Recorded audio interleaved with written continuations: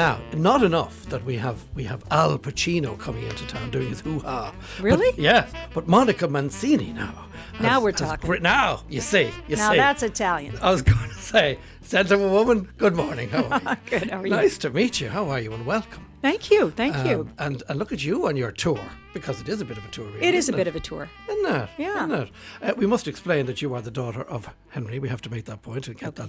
We've done that. But you're on tour, which is fantastic. What brings you to us? Tell me. Someone picked up the phone and called and asked me to be here. It's such an easy way, isn't it? You know, that's all you have to do these days. Or so text. Yeah, she's available. Sure. She does, and she's made a few records as well. She's recorded. But you obviously love doing this. This is something that's important to you. It's really the only thing I know how to do. Yeah. So if I lost my voice, I just don't know what I'd do. Take up knitting, maybe. Yeah.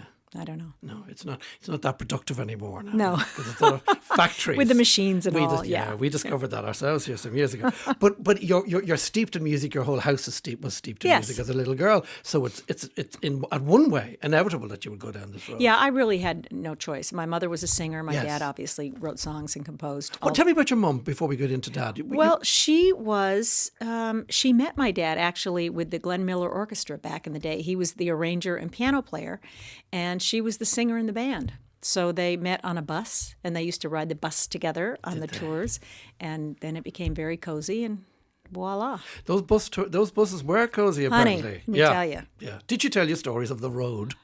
She did. Well, you have to ask her. She didn't offer them up, but you got to know there are a lot of stories. Yeah. So, but my dad was very shy, so she pursued him. Was he shy? Yeah, the band used to call him Weirdo. Because don't ask. That's what they. Yes, his nickname was Weirdo on the bus. I think he was painfully shy, and this woman was just pursuing him like crazy, and he was just being weird about it. So isn't that weirdo? Funny? Yeah. Isn't that funny? Well, I've never introduced him in that way, but maybe now. No, I don't think we should do that. You don't think, with your permission? No. No. Here's Weirdo. Weirdo, no. No. The Pink Panther coming up behind us, which is a lovely idea. Listen, first piece of music I want to. Well, you gave us a list, which is fantastic. Ahead of this concert that you're playing with the RT Concert Orchestra, who are very fine musicians. I'm so looking forward to playing with this orchestra. There isn't one weirdo amongst them. Oh, come on. I'll find you one weirdo. I have it on good authority. There isn't one. Not okay. One. Well, there was, but he's gone now. Okay, good. So you're safe. I mentioned the Pink Panther. Why not? Why not? Why not? That will be in the concert. Absolutely. I think that will open the concert, in fact, if I'm not mistaken. I don't know what it is about that, but I do, I suppose. You hear it and you smile.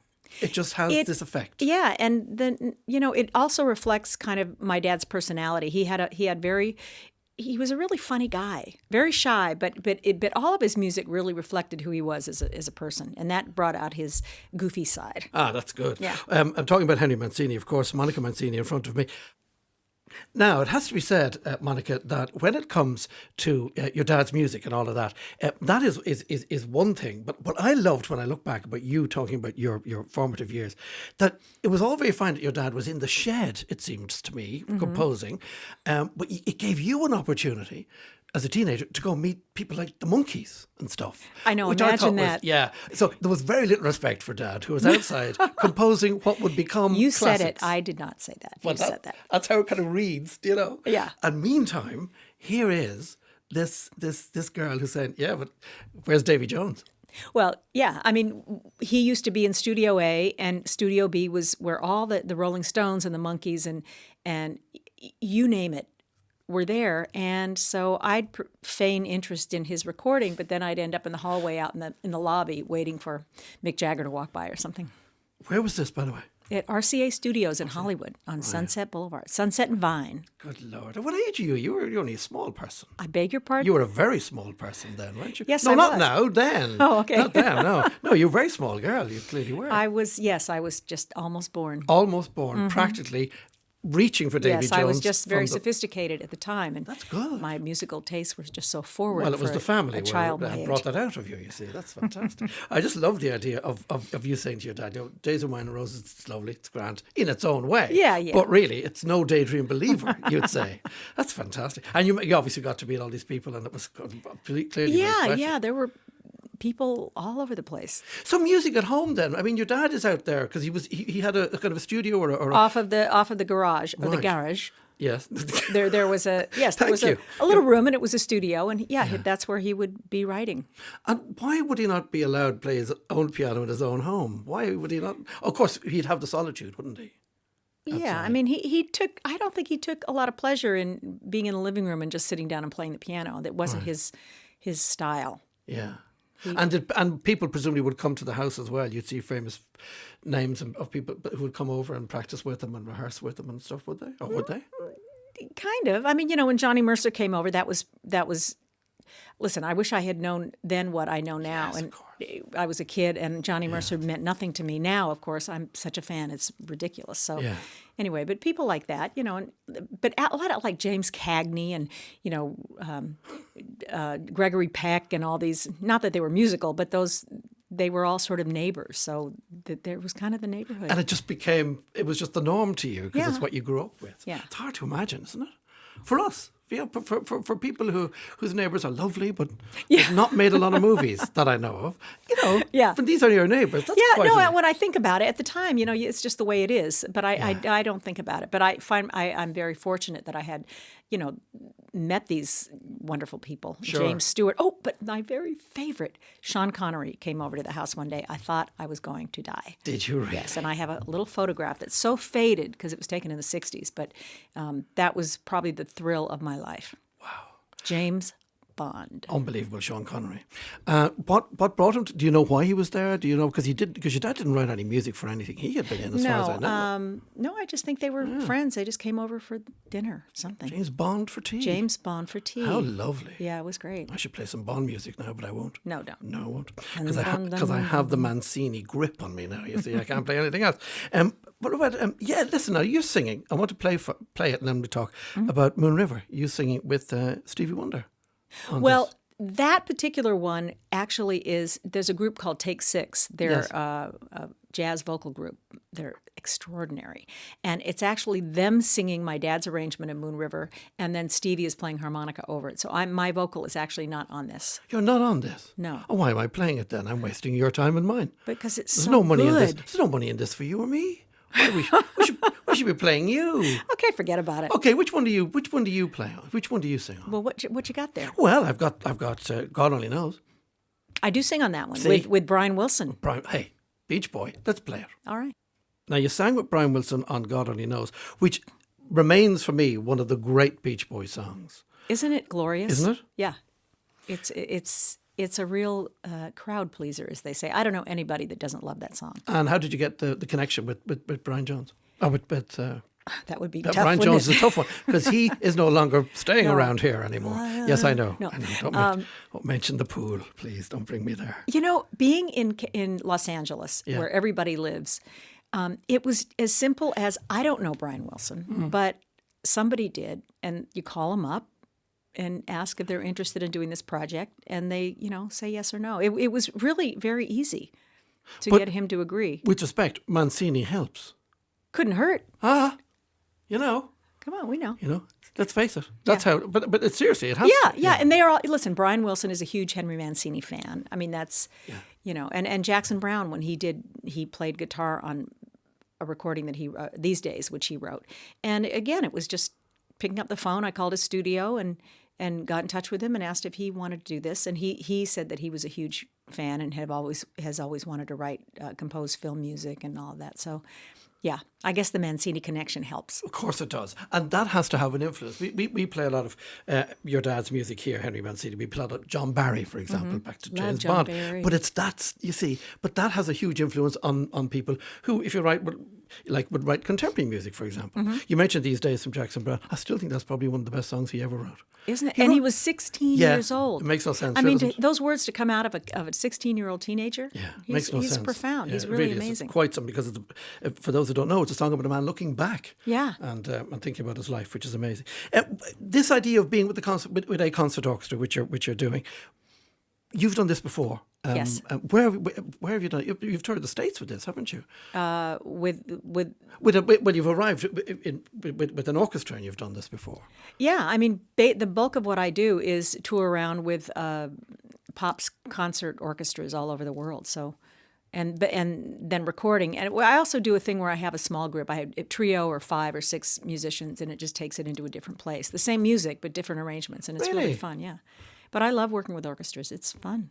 And you presumably have no fear of it now, or is that again back because of your past and your dad?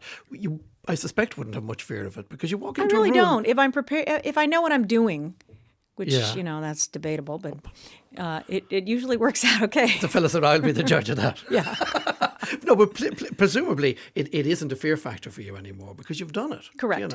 Yeah. And are you continuing this because you've worked with the Chicago Symphony, you've worked with Boston Pops, and OT Concert Orchestra, of course, Dallas, Seattle. So you're working with these very serious musicians, really, really, really top-notch musicians, and the Royal Philharmonic. Yeah. So are you continuing this throughout this year in the States as well, or what's the plan? The plan. Monica Mancini, what is it? Well, when we get home in a couple of days, we have a couple of concerts in Los Angeles that'll be totally different. It's going to be with Arturo Sandoval, who is a world-renowned jazz trumpeter. Yeah. He's from Cuba. And so I'm going to do more of a jazz concert with him. So the symphony stuff for the year, I don't know. We have a couple more. Yes, but all right. But now we just do all kinds of other things. That's interesting that you're able, but you can nip in and out of various things. Plus, you have an album as well. Yeah. You should mention that and is that Concord Records? It is. It's an interesting label because they seem to be able to. Well, they've really come a long way. Yeah. It's the largest independent jazz label in the world, and they've signed now. They have Paul Simon, they have Paul McCartney on their label. Yes. And it's a very exciting label. Yeah, but again, because sometimes, as you know, if you're not perceived to be mainstream, if you're not, that you'll end up on the side shelf in the shop. Whereas now, Concord is out there just like everybody else, and they're pushing, and it's really good for people like you because you're able to say, well, hey, I am available, and please go buy me, and as opposed to being, down in the jazz section with respect, which might be in the darker part. No, I understand. Of the shop, which you don't Can I need. hire you as my publicist? I'm always available, and I'm very cheap. Okay. Just to say that to you as well. Now, another one that I wanted to play is you've picked The Shadow of Your Smile, which is not your dad. No, it's not. It's Johnny Mandel and Paul Francis Webster. But I did a CD a few years back called Cinema Paradiso, which it was all my favorite film themes. My other man, Ennio Morricone. Yeah. We should be sipping wine here by a lake, chatting the way we're going on here. A lake? We keep, well, a lake. That's all I can do. Tell me about your thing on Ennio Morricone. I just think he's brilliant. I don't know what my thing is with Ennio Morricone. Yeah. I will be doing, however, at the concert tonight, the theme song from Cinema Paradiso, which my husband actually wrote the English lyric to. It never had an English lyric. Morricone was very strict about who he would let write lyrics for his songs, and he had never allowed an English lyric before.